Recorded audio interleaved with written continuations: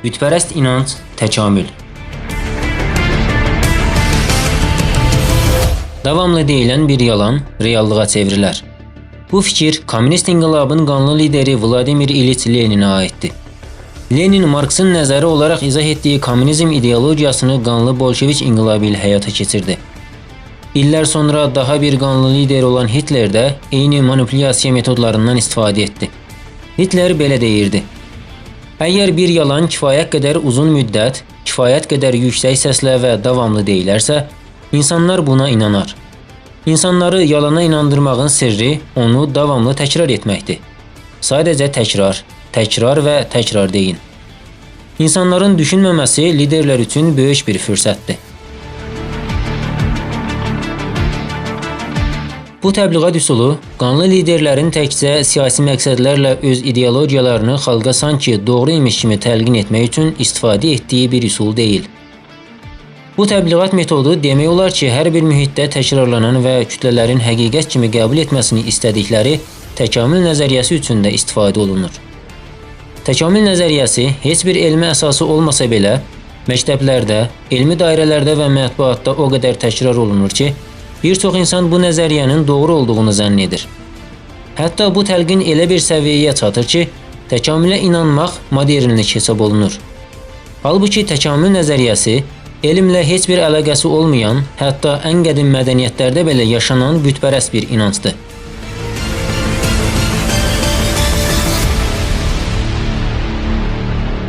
Bugün aparılan ən vacib sosial mühəndislik fəaliyyətlərindən biri təkamül nəzəriyyəsinin elmi həqiqət imiş kimi dünyaya təqdim edilməsidir. Bu nəzəriyyə bütün ateist cəryanların əsasını təşkil edir. Ateist cəryanların dırnaqarası elmi görünüşə sahib olması üçün təkamül nəzəriyyəsinin elmi olaraq göstərilməsinə ehtiyacları var. Bütün fəaliyyətlər bunun üçündür. Bir çox elm adamı təkamül nəzəriyyəsinin əslində elmi əsası olmadığını və fəlsəfi bir dogma olduğunu açıqlamışdır. Məsələn, təkamülçü olmasına baxmayaraq James Shapiro Kansas Təlim və Tərbiyə qrupuna yazdığı açıq məktubda bu mövzunu belə ifadə edir. Darwinist təkamül düşüncəsi onu ciddi qəbul edən elm adamları üçün sınaqdan keçirilə bilən elmi fərziyyədən çox fəlsəfi inanc halına gəlmişdir. Əminəm ki, siz də rast gəlmisiniz. Məktəblərdə neo-darvinizmə qarşı tənqidi fikir söyləndikdə dərhal buna qarşı çıxan və bu mövzuda radikal açıqlamalar verən elm adamları var. Məncə bu açıqlamaların ardında duran səbəb nəzəriyyənin bu saxta dini funksiyasıdır. Həmçinin bir çox elm adamının şəxsi söhbətlərdə mənim kimi digər elm adamlarına qarşı müdafiə edə bilməyəcəkləri bu nəzəriyyə haqqında bu cür çıxış etmələrinin səbəbi də budur. Necə bir sosial mühəndislik? Təkamül nəzəriyyəsinin hamı tərəfindən qəbul edilməsi üçün həyata keçirilən sosial mühəndislik fəaliyyətləri olduqca geniş şəkildə aparılır. Bunlardan biri təkamülçü iddiaların sanki elmi sübutu var imiş kimi təqdim edilməsidir. Əslində təkamül nəzəriyyəsinin konkret heç bir elmi sübutu yoxdur. Təkamülçülər latın terminlərindən və başa düşülməsi çətin olan sözlərdən istifadə edərək nəzəriyyələrinin nə qədər elmi olduğunu izah etməyə və hər kəsin mövzunu başa düşə bilməyəcəyinə eyham vurmağa çalışırlar. Yaratmaq istədikləri düşüncə budur. Biz elm adamıyıq, siz anlaya bilməzsiniz, biz nə desək, səhv də olsa qəbul edin. Təkamül nəzəriyyəsini qəbul etdirmək üçün istifadə olunan metodlardan biri də subliminal mesajlar və psixoloji düşüncə oyunlarıdır. Məsələn, təbiətə obyektiv baxdığımız vaxt hər yerdə bir dəyişiklik görürük kimi ifadələr əvvəlcə adi görünsə də, bu ifadələr əslində tamamilə bir taktikadır. Dəyişiklik, inkişaf, oxşarlıq, təsadüf kimi terminlər təkamül nəzəriyyəsini izah edərkən tez-tez istifadə olunur. Hər cümlədə bu cür ifadələr işlətməklə təkamülün reallıq olduğu təlqini verilməyə çalışılır. Bundan əlavə, təkamülçülərin obyektiv və qərəzsiz bir dünya görüşünə sahib olduqları barədə təsəvvürlərin yaranmasına çalışılır. Əslində isə təkamül nəzəriyyəsi heç bir elmi dəlili olmayan, əvvəlcədən qəbul edilmiş tabu dinidir. Darwinist elm adamları elmi dəlillərə deyil, bu dinin tələblərinə uyğun açıqlamalar verirlər. Təkamülü qəbul etdirmək üçün istifadə edilən başqa bir taktika isə dindarları hədəf alan açıqlamalardır. Təkamülçü açıqlamalarda həmişə Allaha iman etməyin təkamül nəzəriyyəsi ilə ziddiyyət təşkil etmədiyi mesajı verilməyə çalışılır. Allaha inana bilərsiniz, amma canlılıq bir anda yaradılmadı, təkamül nəticəsində ortaya çıxdı şəklində hiləgər bir üsulla insanlar istiqamətləndirilməyə çalışılır. Ancaq bütün ilahi dinlərdə bir anda yaradılış qəbul edilir və təkamül nəzəriyyəsinin iddia etdiyi kimi canlıların cansız maddədən təsadüfən əmələ gəldiyi və ya canlıların təkamüllə Allah tərəfindən yaradıldığı barədə heç bir açıqlama yoxdur. Bu, qəti bir həqiqət olduğu üçün elmi dəlillər də bu istiqamətdədir. Digər bir sosial mühəndislik fəaliyyəti isə təkamül nəzəriyyəsinin toxunulmaz olmasını təmin etmək üçün həyata keçirilir. Bu, o qədər effektiv şəkildə həyata keçirilir ki, təkamülçü fikrin rədd edilməsi dırnaqarası elm və müasirliyə zidd olaraq qəbul edilir. Bir insan təkamül nəzəriyyəsinin heç bir elmiliyi olmadığını və bütün iddiaların yalnız doqmalara əsaslandığını görsə belə, bunu ifadə edə bilməz. Çünki cəmiyyətdə təkamülçü olmaq müasir olmaqdır təsəvvürü formalaşdırılıb. Halbuki təkamülü inkar etmək, elm və müasirliyi rədd etmək deyil.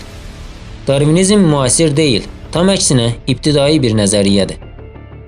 Təkamül nəzəriyyəsi minlərlə il əvvəl yaşamış bütpərəst cəmiyyətlərin sahib olduğu inancın eynisidir. Bütpərəst cəmiyyətlərdə canlıları təsadüflərin yaratdığına və təsadüflərin ilah olduğuna inanılırdı. Məhz bugünkü təkamülçülər də keçmişdəki bütpərəst cəmiyyətlərin fikirlərini müdafiə edirlər.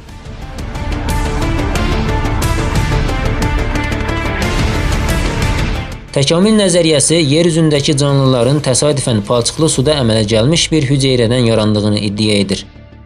Bu gülünc iddiaya görə bakteriyadan insana qədər hər bir canlı bir-birindən törəmişdir.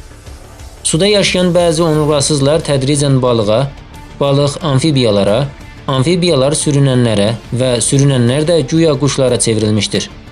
Başqa sözlə, təkamülün ağıldan kənar iddiasına görə bütün canlılar təsadüflər nəticəsində cansız maddələrdən meydana gəlmişdir. Eyni ilə ən qədim bütpərəst inanclarda olduğu kimi. Bu məntiqsizliyin xülasəsi belədir. Təkamül ən ibtidai bütpərəst inancdır. Təsadüf dini, təkamül. Bu uydurma nəzəriyyəyə görə canlı həyatın tək səbəbi təsadüfdür. Təkamülçü yanaşma bir canlını meydana gətirən bütün komponentlərin kör təsadüflərin məhsulu olduğunu, quşların uçmaq üçün mükəmməl qanatlara, balıqların üzmək üçün ən ideal üzgəçlərə, ağacların fotosintez üçün mükəmməl hüceyrələrə təsadüfən sahib olduqlarını iddia edir.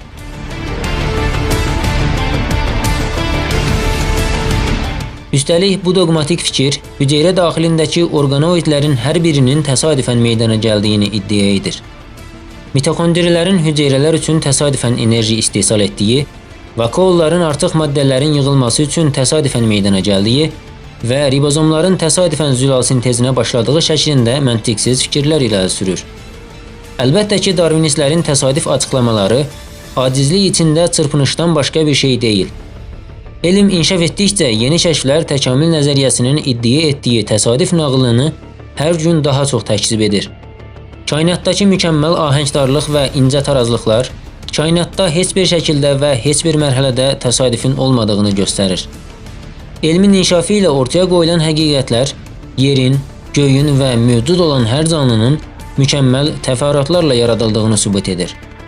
Təkamülçülər hər biri ayrılıqda mükəmməl yaradılış dəlili olan canlıların ortaya çıxmasını izah edə bilməməyin acizliyini hər keçən gün daha çox hiss edirlər.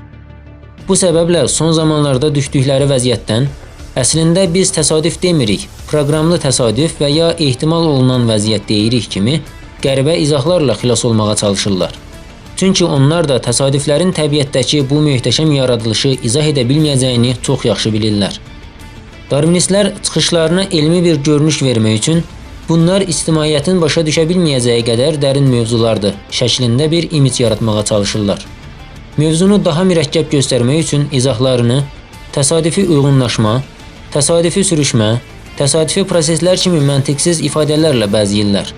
Ancaq bu sadəcə aciz bir gizlənmə cəhdidir.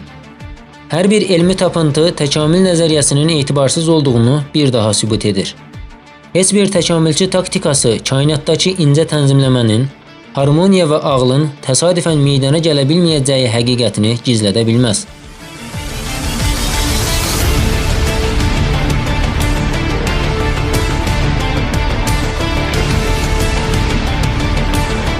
Oxford Universitetində təbiət elmləri üzrə doktorluq dissertasiyası müdafiə etmiş və 1973-cü ildə tibb üzrə Nobel mükafatı qazanan neyrofizioloq Sir John Eccles həyatın təsadüflərlə izah edilə bilməyəcəyini belə ifadə etmişdir.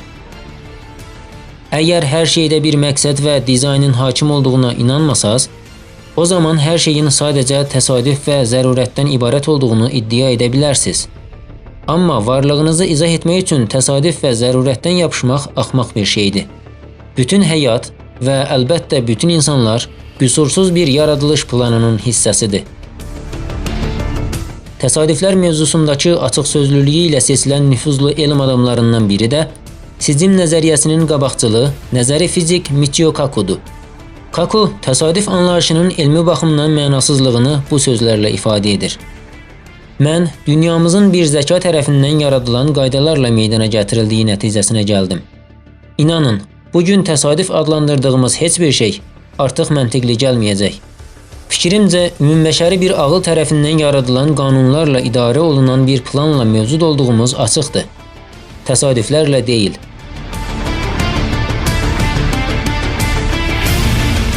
Təsadüf elm deyil.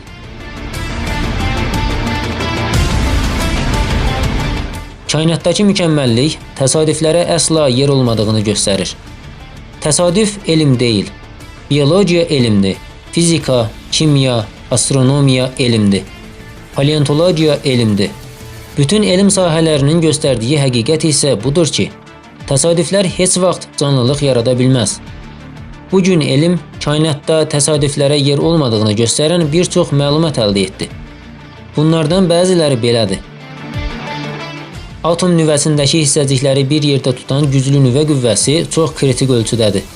Güclü nüvə qüvvəsi biraz fərqli olsaydı, atomun nüvəsini meydana gətirən protonlar ya bir yerdə birləşə bilməyib kosmosa dağılar, ya da kainatdakı bütün protonlar iç-içə keçərdi. Bu səbəbdən atomlar, molekullar, hətta orta ölçülü ulduzlar, supernovalar və əlbəttə ki planetlər mövcud olmazdı. Kainatın genişlənmə sürəti elə bir kritik nöqtədədir ki, böyük partlayışdan sonra birinci saniyədə bu 100 min milyon dəfə milyonda bir nisbətdə kiçik olsaydı, kainat indiki vəziyyətinə gəlmədən içinə çökərdi.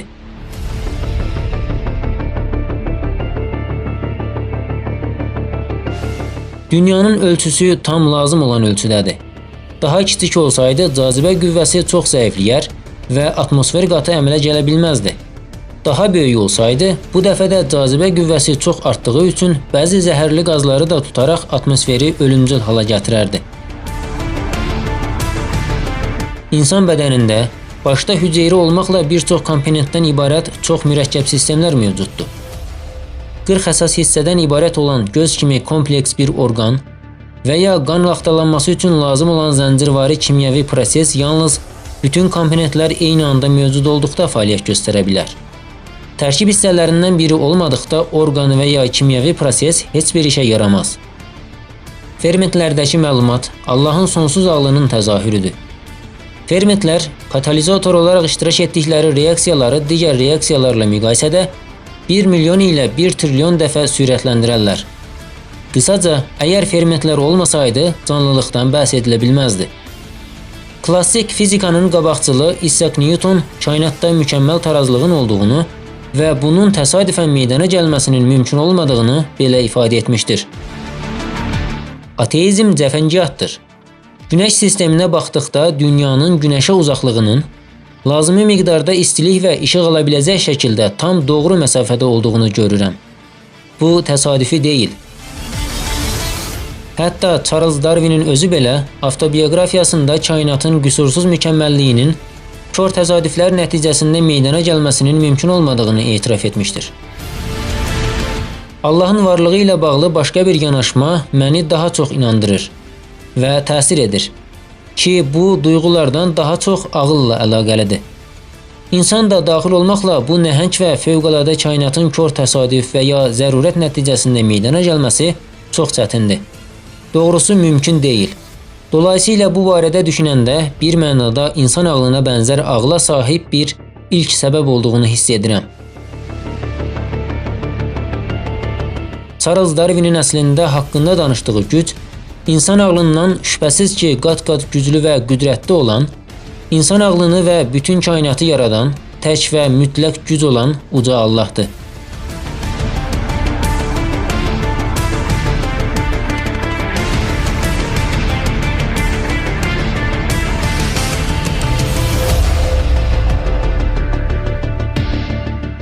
Tarixin ilk çağlarından gələn bütpərəst inanc, təkamül.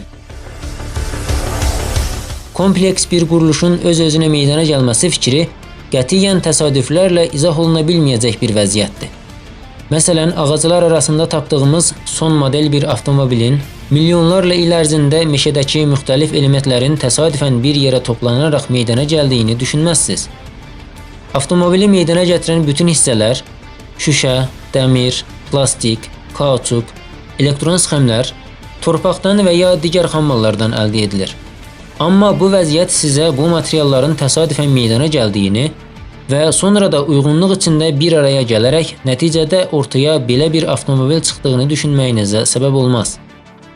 Əlbəttə ki, ağıl və məntiqlə düşünən insan avtomobilin şüurlu insanlar tərəfindən hazırlandığını və bunun zavod məhsulu olduğunu başa düşəcək. Çünki kompleks bir quruluşun birdən bütöv şəkildə ortaya çıxması onun şüurlu bir iradə ilə yaradıldığını göstərir.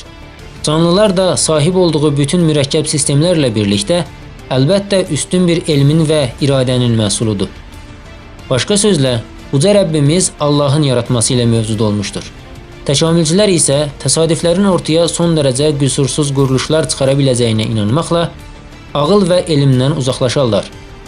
Təsadüf qədim zamanlardan bəri Allahı inkar etmək üçün təqdim edilən bütpərəst dinlərdəki bütdür. Eynilə bugün Darvinizmdə təsadüfün bütə çevrildiyi bütpərəst dinin adıdır. Bugün Allahı inkar etmək üçün insanlara Darvinizm adı altında keçmiş bütpərəst dinlərin yeni bir forması təqdim olunur. Tarixə nəzər saldıqda qədim zamanlarda bu bütpərəst dinin əsas inancları ilə qarşılaşırıq. İndi nümunələrini verəcəyimiz bir çox bütpərəst xalqın inancları bugün təkamülçülərin iddiaları ilə tamamilə bənzərdir.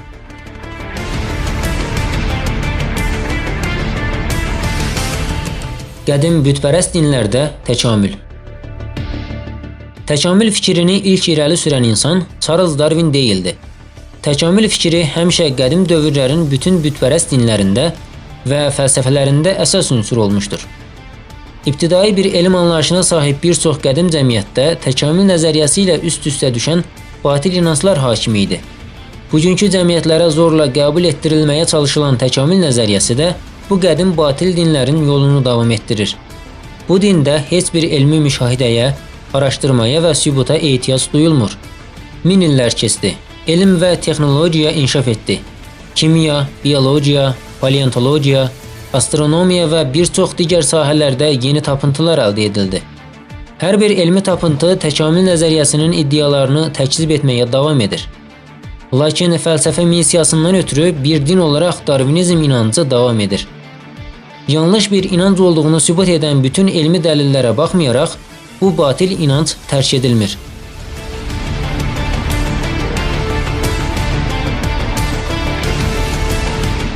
Qədim Şumerdə həyatın yaranması ilə bağlı bütpərəst mif. Şumerlər Mesopotamiyada eramızdan əvvəl 4500-cü ildə qurulmuş bir mədəniyyətdir. 6500 il əvvəl yaşamış bu mədəniyyətin bütpərəst inancları bugünkü təkamülçü iddialara çox bənzəyir. Şumerlərə aid Enuma Elish kitabəsindəki dastana görə əvvəlcə su qarışığı meydana gəldi və birdən bu su qarışığından Lahmu və Lahamu adlandırılan tanrılar ortaya çıxdı. Bu batil inanca görə güya bütlər əvvəlcə özlərini yaratmış və sonra da təkamül keçirərək digər maddələri və canlıları meydana gətirmişlər. Başqa sözlə, Şumer əfsanələrinə görə həyat cansız su qarışığından birdən-birə meydana gəlmiş və güya təkamül nəticəsində inkişaf etmişdir. Qədim Şumerin həyatın yaranması ilə bağlı miflərindən biri olan göydə olarkən mənasını verən Enuma Elish dastanı aşağıdakı kimi başlayır. Adı yox ikən göyün, adı yox ikən yerin, ilk yaranan Apsu, şirin su və Tiamat, duzlu su bir-birinə qarışdı. Göylərin ortasında Lahmu və Lahamu tanrıları ortaya çıxdı. Lahmu və Lahamu, şirin su bütü Apsu və duzlu su bütü Tiamatın qarışaraq yaratdığı ibtidai su qarışığından meydana gələn təsadüf bütləri idi. Haşa digər tanrılar da bu su qarışığının içində ortaya çıxmışdılar. Təkamülçülərin insanın meydana gəlməsi ilə bağlı iddiaları Şumer inancı ilə tamamilə üst-üstə düşür. Belə ki, Şumerlərin əfsanəsinə görə Şahzadə Ea adlı büt insan irqini formalaşdırmaq üçün vəzifələndirilmiş və Şahzadə Ea mövcud meymun kişi və meymun qadınların quruluşlarını dəyişdirərək insan irqini meydana gətirmişdir. Şumer əfsanəsində təkcə heyvanların deyil, həm insanın, həm də kainatın yaranması təkamülçü ünsürlərlə doludur. Şumerlərin əfsanəsində planetlərin nizamı, ulduzların quruluşu, kainatdakı tarazlıq Apsudan yayılan nəhəng ibtidai maddədən meydana gəlmişdir. Şəklində məntiqdən uzaq ifadələr yer alır. Batil Hindu fəlsəfəsində təkamül inancı.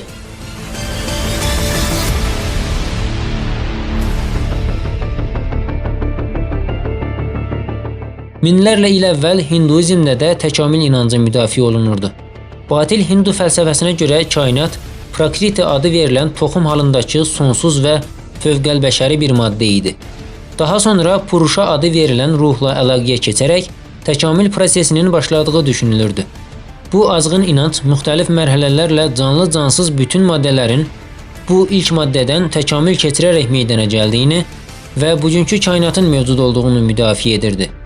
Qısacası, bütpərəst Hindu inancında təkamül nəzəriyyəsində olduğu kimi canlıların cansız maddələrdən öz-özünə meydana gəldiyi yalanına inanılırdı. Ağcaqanadlar, milçəklər, qurdlar və bu şəkildəki isti qanlı növlər nəmdən meydana gəlmişdir. Hindular həyatın cansız maddələrdən başladığına və sonradan inkişaf edərək insanın yarandığına inanırdılar. 20 min növ bitki, 900 min növ dəniz canlısı, 900 min növ sürünən və amfibiya, 1 milyon növ quş, 3 milyon digər heyvan növləri, 400 min növ insana bənzər meymun və daha sonra 200 min insan növü meydana gəldi və insan kamilliyə çatmaq üçün məqsədyönlü fəaliyyətə başladı. 5000 il əvvəl yazıldığı qəbul edilən bu mətnlərdə xəyali təkamül ağacı aydın şəkildə görünür. Buna görə canlıların sadə bitki formasından dəniz canlılarına, sonra amfibiya və sürünənlərə, sonra müxtəlif heyvanlara, sonra meymuna bənzər canlılara çevrildiyi və ən sonda isə insanın meydana gəldiyi iddia edilir. Göründüyü kimi minlərlə il əvvəl bütpərəst Hinduizm dinindəki izahlar bugünkü neodarvinist izahlarla böyük bir paralellik göstərir. Biraz ətraflı araşdırsaq, Hindu inancında təkamülçü düşüncənin təsiri ilə irqçiliyin ilk addımlarının atıldığını dərhal görə bilərik. 4 zümrə vardı: Brahman, Kshatri, Vayshi, Shudra. Bu kitabədə deyilənlər uydurma insan təkamülü hekayəsi ilə eynidir. İnsanlar içərisində bir iyerarxiya yaradılmışdır. Buna görə Shudra deyilənlər zəncilərdir. Vayshilər dəriləri daha açıq rəngli olan insanlardır. Kshatri daha açıq rəngli döyüşçü sinifdir. Brahmanlar isə arilər irqidir. Yəni Hindu fəlsəfəsinin padişahları və din adamlarıdır. Göründüyü kimi azğın qədim Hindu inancları bugünkü təkamül düşüncəsinə çox oxşardır.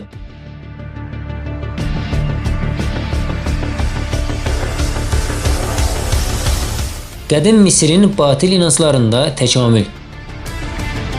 Təkamül inancı qədim Misir sivilizasiyasının batil inanclarında da yer alır. Qədim Misirdə həyatın yaranması ilə bağlı miflər, piramidalar, məbədlər, məzarlar və papiruslardakı heroqliflərdə təsvir edilmişdir. Bu kitabələrdə yerin və kainatın qaranlıqdan və daim fırlanan bir qarışıqlıqdan meydana gəldiyi iddia edilir. Qədim Misir heroqliflərində həyatın başlanğıcında formasız və məqsədsiz sonsuz qaranlıq sudan başqa heç bir şeyin olmadığı yazılmışdır. Başlanğıcda yalnız su var idi. Qaynar və dalğalı bir su qarışığı. Buna Nu deyilirdi. Hər şey Nu ilə başladı və bütün tanrılar sırayla bu ibtidai su xaosundan çıxdılar. İlk tanrı Atomun göz yaşlarının yer üzünə tökülməsi ilə də ilk kişi və qadın meydana gəldi.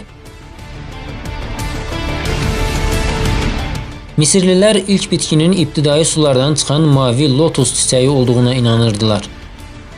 Misirlilərin heyvanların ortaya çıxması ilə bağlı batil inanclarında isə ilan, qurbağa, soxulcan və siçanların daşqınlar nəticəsində Nil çayının ətrafa yayılan palçığından əmələ gəldiyi ifadə edilir. Qədim Yunanda təkamül. Qədim Yunanlar da təkamül fikrini mənimsəmişdilər. Qədim Yunanistanın bir çox məşhur filosofu təkamülçü izahlar vermişdir. Sırayla nəzərdən keçirsək, qədim Yunanistanda ən qədim filosoflardan biri olan Thalesin iddialarına görə hər şey öz-özünə və təbii hadisələr nəticəsində inkişaf etmişdir. Thales bütün canlıların öz-özünə təsadüfi olaraq sudan meydana gəldiyini iddia etmişdir. Əvvəlcə bitkilərin, sonra heyvanların və sonda isə insanların sudan çıxdıqlarını müdafiə etmişdir.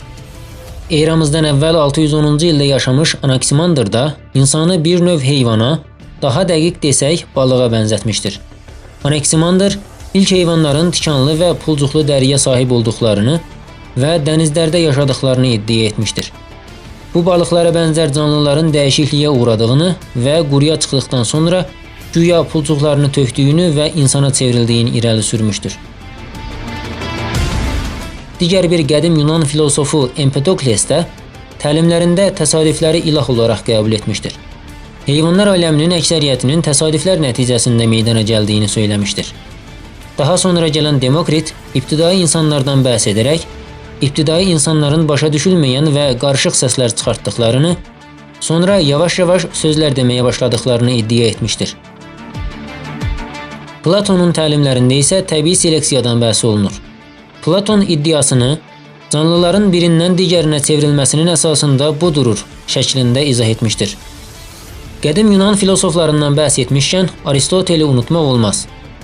Aristotel iddialarını skala naturae, yəni böyük varlıq zəncirində belə ifadə edir.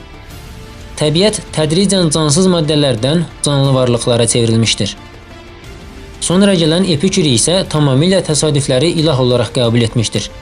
Epikür hər şeyin təsadüf nəticəsində atomlardan meydana gəldiyini iddia etmiş və bütün kainatın atomların təsadüfi hərəkətləri nəticəsində meydana gəldiyi üçün haşa bir Allaha ehtiyac olmadığı fikrini müdafiə etmişdir. Yunanların ardınca gələn Roma filosofu Böyük Plini isə Allahın varlığını inkar edən və haşa təsadüfləri ilah olaraq qəbul edən fəlsəfəni bu şəkildə yekunlaşdırmışdır.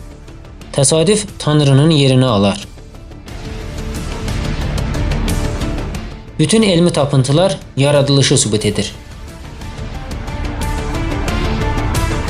Qədim bütpərəst cəmiyyətlərin batil inanclarından minlərlə il keçir.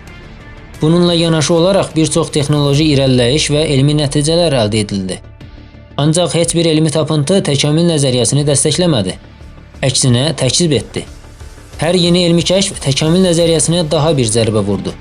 Bununla yanaşı zülalların təsadüfən meydana gələ bilməyəcəyinin kəşf olunması, tapılan 700 milyondan çox fosil və bütün digər elmi araşdırmalar, təcrübələr və tapıntıların hamısı bizə yaradılışın həqiqət olduğunu göstərdi. Elmin bütün sahələri yerin, göyün, insanların və bütün həyatın yaradıldığını sübut etdi. İndi təkamül nəzəriyyəsinin etibarsız, yaradılışın isə elmi həqiqət olduğunu göstərən bir neçə elmi dəlil haqqında danışaq.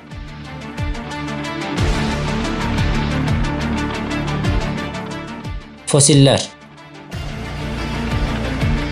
Təkamül nəzəriyyəsi canlıların ortaq bir əcdaddan meydana gəldiyini və canlıların güya uzun müddət ərzində yeni xüsusiyyətlər qazanaraq dəyişikliyə məruz qaldığını iddia edir. Bu iddia doğru olsaydı, tarixdə müxtəlif növləri birləşdirən çox sayda ara növ yaşamış olmalı idi. Darwin bu həqiqəti belə etiraf etmişdir. Əgər nəzəriyyəm doğrudursa, mütləq növləri bir-biri ilə əlaqələndirən saysız-hesabsız ara keçid növləri yaşamış olmalıdır. Bunların yaşadığına dair dəlillər isə ancaq fosil qalıqları arasında tapıla bilər. Təkamülçülər Darwinin ümidlərinin əksinə 160 il ərzində göstərdikləri səylər nəticəsində bir ədəd belə ara fosil tapa bilmədilər. İndiyə qədər tapılan 700 milyondan çox fosil tamamilə simmetrik və bütün həyati ehtiyaclarını ödəyə biləcək xüsusiyyətlərə sahib və bu gün yaşayan nümunələri ilə tamamilə eyni olan mükəmməl canlılara aiddir. Milyonlarla ildir heç bir dəyişikliyə məruz qalmamışlar. Zülallar. Təkamül nəzəriyyəsinin ən böyük yanlışlarından biri də canlılıq kimi son dərəcə kompleks, üstün xüsusiyyətlərə və funksiyalara sahib bir quruluşun təsadüfən öz-özünə meydana gəldiyini iddia etməsidir. Canlı hüceyrələri zülallardan meydana gəlir. Zülalların hər biri olduqca kompleks quruluşa sahibdir.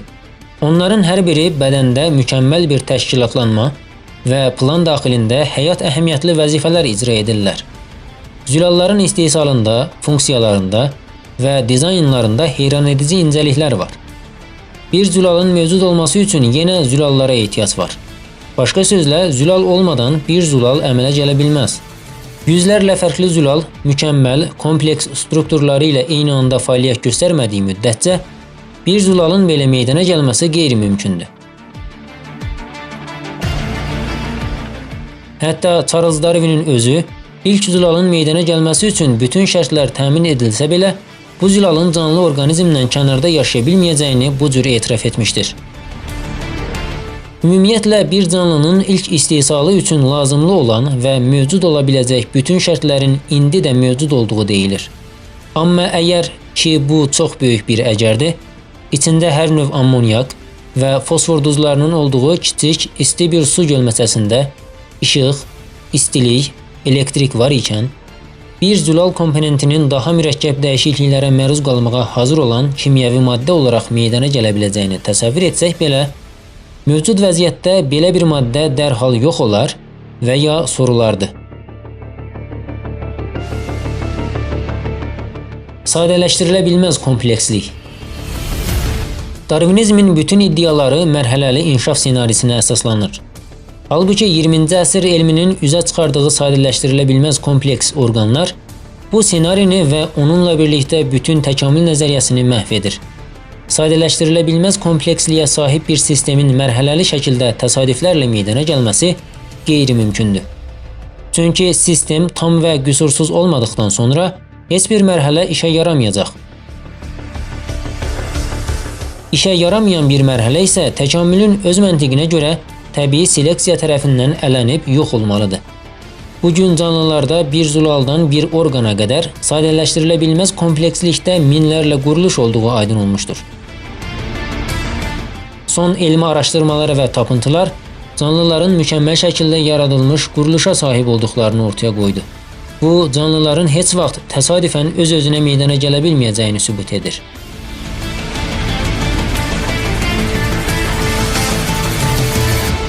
Canlılardakı dizayn.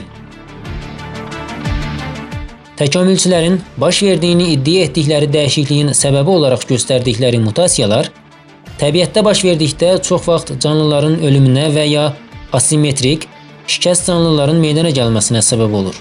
Mükəmməl genetik quruluşa vurulan dağıdıcı zərbələr kimi təsvir edə biləcəyimiz mutasiya yalnız zərəri və dağıntı meydana gətirir. Halbuki kəpənək qanadlarından insan bədəninə qədər demək olar ki, bütün canlılarda nizam və simmetriya var.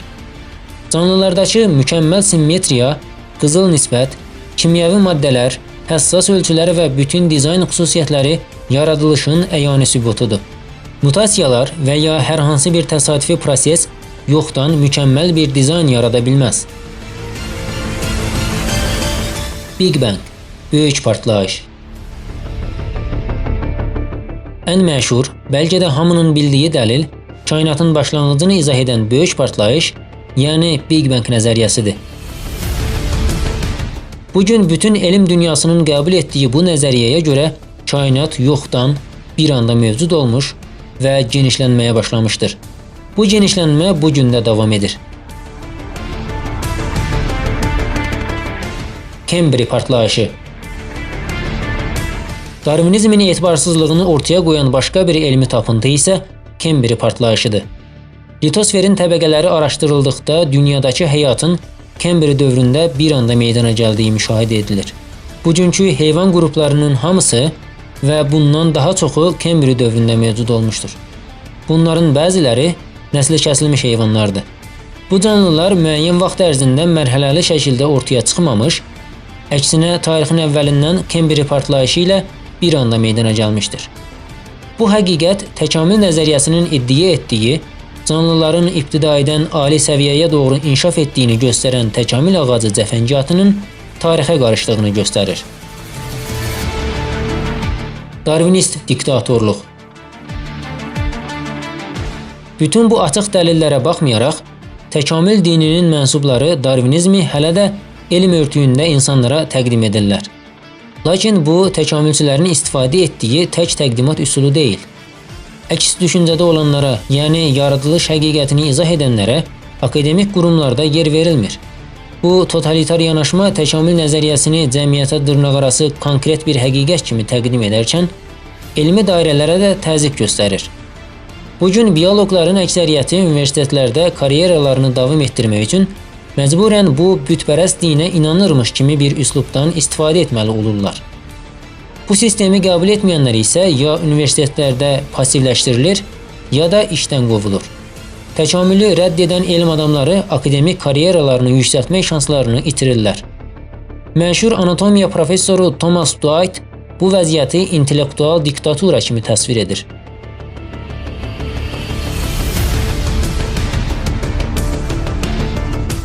Təkamül mövzusunda qurulmuş diktatura məsələdən kənarda olanların düşünə bilməyəcəyi qədər despot hala gəldi.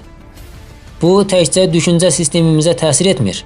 Eyni zamanda terror dövlətinə bənzər bir təzyiqi də davam etdirir. Görəsən, elm dünyasının liderlərindən neçəsi fikirlərini tam olaraq ifadə edə bilər? Təkamülçü təlqinin tələbi olaraq dünyada yaradılış həqiqətini müdafiə etdikləri üçün vəzifəsindən uzaqlaşdırılan çox sayda professor var. Buna misal məktəblərdə yaradılışın da tədris olunmasını təklif etdiyi üçün tələm-tələsik vəzifəsindən azad edilən İngilis Kral Akademiyasının təhsil direktoru Michael Reis'tir. Professor Robert Marks, Dr. Michael Egner, Dr. Caroline Crocker, Dr. Guillermo Gonzalez, Dr. Richard von Sternberg yaradılış həqiqətini müdafiə etdikləri üçün vəzifələrindən azad edilən digər akademik və elm adamlarıdır. İsrail Təhsil Nazirliyi Elm Şöbəsinin müdiri Dr. Gabriel Avital təkamülü tənqid edən yazılı və şifahi ifadələrinə görə vəzifəsindən azad edildi. Üstəlik bir nazirlik rəsmisi İsrailin ən məşhur qəzeti olan Haaretzə verdiyi müsahibəsində bu fikirlərə sahib olan birinin Təhsil Nazirliyində elm adamlarına rəhbərlik edə bilməyəcəyini söyləməkdən çəkinmədi. Başqa sözlə, elmlə heç bir əlaqəsi olmadığı üzə çıxan təkamül nəzəriyyəsini tənqid edən bir insanın səlahiyyətli bir vəzifə icra etməsi qeyri-mümkündür. Bu cür rəftar və düşüncə Darvinist diktatorluğun dünya miqyasında nə qədər güclü və təsirli olduğunu göstərir.